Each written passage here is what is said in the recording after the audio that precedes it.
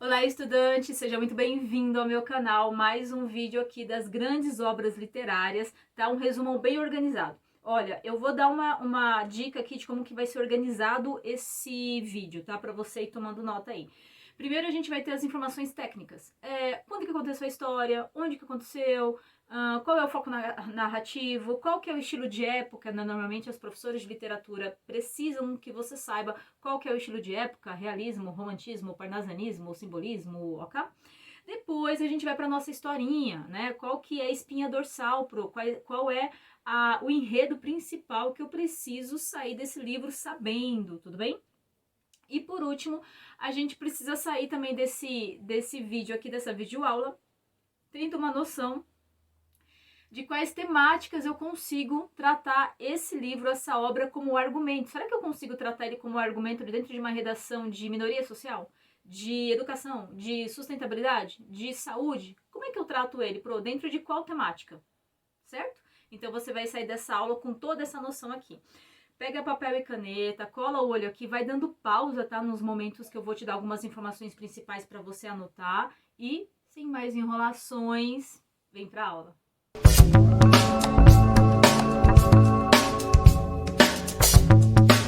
Bom, pessoal, a obra Memorial de Aires, de Machado de Assis, ela foi publicada em 1908, mas o tempo da história, o tempo em que o enredo se refere, é de 1888 a 1889. Sim, exatamente no período da abolição da escravatura, tá? A maioria do texto, a maioria do livro é escrito em primeira pessoa, porque o memorial é um registro de memórias, ok? É como se fosse uma biografia, pode ser uma biografia ou uma autobiografia. Você pode fazer um registro de memórias suas ou de outra pessoa. Nesse caso, ele mescla um pouquinho, mas a maioria do livro é em primeira pessoa. Alguns trechos vão ser em terceira pessoa, tá?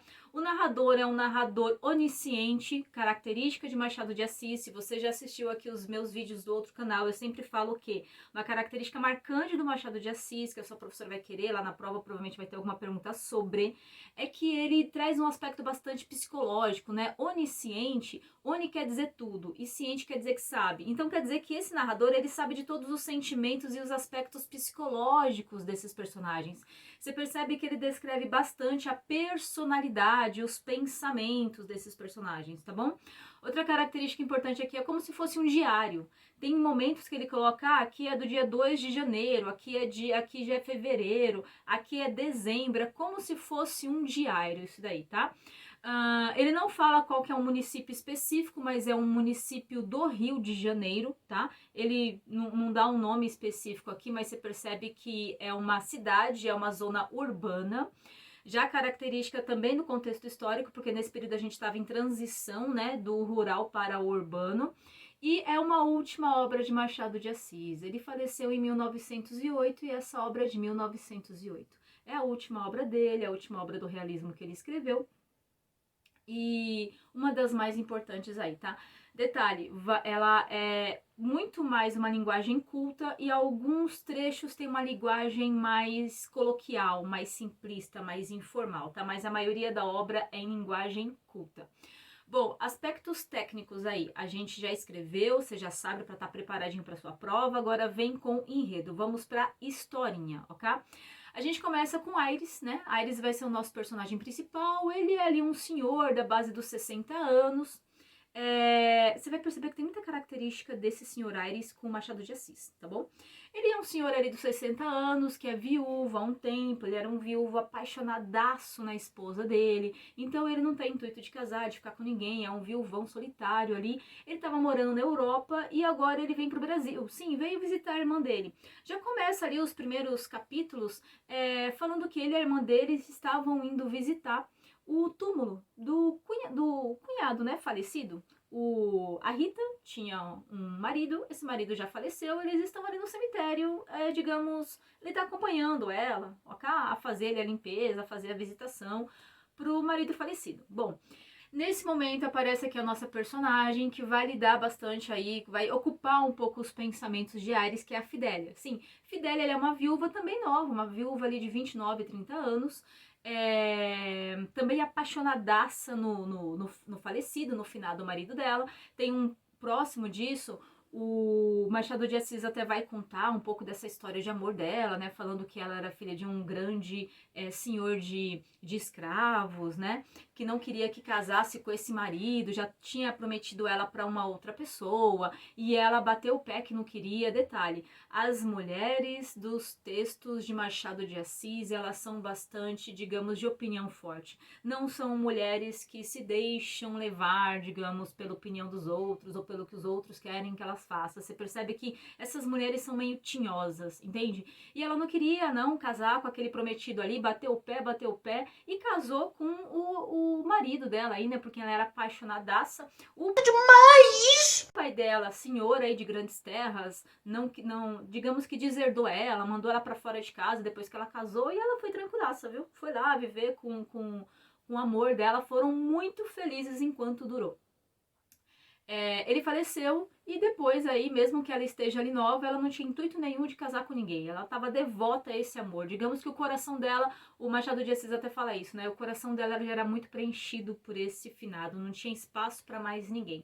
E até um comentário que a Rita faz com ele, né? Porque ele fica achando, o Aires fica achando essa mulher muito bonita, né? Nossa, que viúva bonita, que mulher linda. Ficou encantado com ela. Era de se imaginar. Mas aí a Rita até faz um comentário, a irmã do Aires. Ela fala assim, olha, duvido, hein? Duvido que alguém vai chamar a atenção dessa mulher, principalmente você, um senhor já, muito dificilmente. Mas não era nem a intenção, digamos aqui, inicial do Aires. Ele não era um senhorzão, babão, bobalhão, não, ele era um senhor até, digamos ali,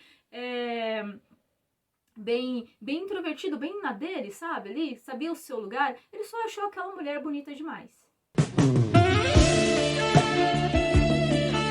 Agora eu vou tratar de um outro núcleo, tá? Tinha uma família ali que o Machado de Assis, né, se referia como casal Aguiar. Era um casal que não podia ter filhos, se amavam muito, estava tudo muito bem. Detalhe, nas obras do Machado de Assis você também vai perceber bastante uma relação paternalista, ou seja, terão sempre ali alguns agregados. O que é? Pessoas que moram de favor na casa dos outros e que moram de favor e tem uma relação muito forte ali, sentimental mesmo. Tanto que o Machado de Assis, toma nota aí, tá? Isso é um pouco, digamos, da característica dele nas suas obras, né? Eu sempre falo que um pouco da criatura, um pouco do criador está na criatura, né? Um pouco desse escritor está no livro. Ele morou de favor durante um tempo, ele tinha ali um certo agrado, uma certa simpatia, um sentimento mesmo, uma relação, uma ligação afetiva com essas pessoas com quem ele morava. E ele vai falar isso, o casal Aguiar não podia ter filhos, mas tinha ali um agregado que moravam com eles, que era o Tristão, que eles cuidavam daquele garoto como se fosse um filho, tá tudo certo. Tristão ali ficou com eles durante um bom tempo, teve uma ótima educação, esse casal Garcia aí tinha posses, era da alta sociedade, né, tinha posses, e deu o melhor que podia dar pro Tristão, tanto que, quando o garoto tinha 13, 14 anos, foi estudar na Europa. Ficou lá estudando durante um grande tempo e o intuito dele era ficar mesmo na Europa. Ele foi criando raízes, criando amigos, foi fortalecendo, foi fazer direito lá, foi fortalecendo sua relação profissional e o intuito mesmo, sabe? Era, olha, eu vou voar para bem longe daqui, eu já tô ficando grande demais para isso. Você é o bichão mesmo, hein? Agora entra uma relação da nossa Fidélia. A Fidélia, e tá aqui o nome, tá, pessoal? Os nomes, vou fazer um parênteses aqui. Os nomes dos personagens de Machado de Assis dizem um pouco sobre as características da personalidade desse personagem. Fidélia, ela era fiel a esse amor ao marido dela, sabe? Se ela algum dia fosse ter alguma coisa com outra pessoa, é porque calhou mesmo de se apaixonar, mas ela era fiel, era leal, né? Era aquilo mesmo, não tinha nada mais que ocupasse o coração dela no ser esse finado. Bom, voltando ao assunto aqui. A Fidélia era nova, né, de 29, 30 anos, tinha bastante relação com o casal Aguiar ali. Depois de um tempo, ela começou, digamos, a aproximar a relação com esse casal, criou ali uma certa amizade. Ela começou, o Tristão estava voltando de viagem, a passar um tempo ali, ia visitar, sabe? Tinha estudado, estava lá no período de férias, ia visitar a família ali no final do ano. Aqui o diário já tá ali no final de dezembro, tá? ia visitar a família ali no final do ano, a intenção dele era ficar só algumas semanas e voltar para Portugal, né? Só que Tristão foi olhando para Fidélia, né? Foi criando ali digamos, um interesse, né? Um interesse assim, pessoal, olha, era um interesse mesmo sentimental, não tinha nada, porque a mulher tinha posses, enfim, não, tava se apaixonando mesmo sinceramente pela Fidélia, tá? E a Fidélia já estava praticamente ali de vez em quando, ela não morava na casa do casal Aguiar não, mas estava sempre por ali, sabe? Tava sempre se relacionando com ele, sempre conversando por ali. E aí foi criando uma relação de Tristão com Fidélia. Certamente que sim. Nesse momento vai surgir Osório, ele tem bastante relação com o casal Aguiar, e ele começa também a se encantar por Fidélia. Lembra? Ela era uma moça muito bonita, muito segura de si, enfim, começa a se encantar por ela. Bom, passa o momento, ele tenta se aproximar, nada da Fidélia ali, demonstrar nenhum interesse nele. Aí surge uma situação que Osório recebeu uma carta do pai que estava lá doente, ele precisava voltar. Precisava voltar para a fazenda e cuidar, ajudar o pai a cuidar das coisas do pai, e ele teve que ir. Muito a contragosto, né? Ele até chegou a convidar a Fidélia, mas a Fidélia não fazia muito sentido para ela acompanhar o Osório nessa viagem. Enfim, e lá ela ficou. Teve até um momento aqui que surge um outro barão aí, um barão amigo da família. Aqui é uma questão política que entra na história, tá? Um barão aí que ele é um senhor de engenho, né? Tem bastante escravos. E olha só uma crítica que o Machado de Assis vai fazer bem no meio dessa história. Parece que é um romancezinho, né? Mas digamos que o romance é só um pano de fundo para isso. Quando você tira esse pano, quando você tira essa cortininha, vem ali algumas questões, algumas críticas que ele faz sobre essa sociedade. Tem um barão que já está sabendo do anúncio ali de uma possível intervenção ali com a Lei Áurea, 1888, liberação dos escravos, enfim, libertação, né, dos escravos, e ele já fica, ele é muito amicíssimo de Aires, e ali numa conversa tal, o que o Machado coloca pra gente? Que o barão tá se negando, tá achando um absurdo a intervenção estatal, por que o Estado quer libertar esses escravos, deixa a economia como que tá, a economia tá bombando, tá girando, tava girando muito bem há mais de 300 anos, pra que isso agora, enfim, e o barão muito nervoso, muito irritado com isso, tanto que, olha só até algumas palavras que ele fala lá durante o livro, né, que o barão vai sim liberar esses escravos antes da liberação, antes de assinarem a Lei Áurea, porque esses escravos não têm para onde ir. Então ele vai dar um papel qualquer, uma moeda qualquer, um pagamento, um salário qualquer, para alguns, para outros talvez nem precise, porque para os outros ali que nem terão pagamento, o mais importante mesmo é ter onde dormir e onde comer. Olha aqui a crítica que o Machado de Assis faz em relação à Lei Áurea. Fala, olha, só vai assinar em papel, não tem política pública nenhuma de gestão, de acompanhamento, de direcionamento desses escravos, eles ficarão à mercê de seus senhores. Olha a crítica que ele faz. Assim. Bom, nesse meio tempo aqui, o pai da Fidélia falece. E ela não tem intuito de ficar lá na fazenda porque ela não tem familiar, ela não tem relacionamento, ela não tem amigos por ali. E ela decide ficar na cidade, ali voltar para a cidade, ficar perto do casal Aguiar, o casal de amigos dela, né? Detalhe, pessoal, lembra que eu te falei aqui da questão da escravatura, Lei Áurea, enfim, que os escravos estavam ali soltos, né? Eu digo soltos, libertos, porque estavam presos de forma inconsciente, né? De forma indireta, à questão de ficar na terra, de ficar o seu senhor, né? Ela vai vender aquela terra? Você acha que ela vende para falar assim, nossa, agora vendo, vou pegar esse dinheiro, vou comprar uma grande casa na cidade, vou viajar? Não, não. Ela simplesmente se abstém do direito daquilo ali e entrega aquela fazenda para os escravos. Olha o aspecto consciencioso, né, e psicológico que o Machado de Assis coloca aqui para Fidélia, tá? E ela decide, ela fala, olha, eu não sei trabalhar com a terra, os escravos que estão aí, eles são mais donos do que eu, e eles vão ficar com essa terra. E ele deixa ela na mão deles, entrega e tá tudo certo. E vai ficar lá na casa do casal Aguiar. Bom, nessa o Osório retorna, mas não tem nenhuma chance com ela, até tenta uma investida ou outra, não consegue, Fidélia tá lá na dela, tá tranquilona, até que o Machado de Assis coloca que nesse momento o Tristão fica naquela de vai comprar passagem, mas aí não compra, porque lembra que ele tava apaixonadão ali na Fidélia, a Fidélia voltou, ele falou, putz, agora é a hora de eu me aproximar dela, agora é a hora de eu ficar. Ele tava recebendo pressão para voltar para Portugal, ele tava tentando lá candidatura para deputado, ele era bem quisto lá, ele tinha, digamos, como eu te falei, ele tinha feito uma boa relação lá em Portugal.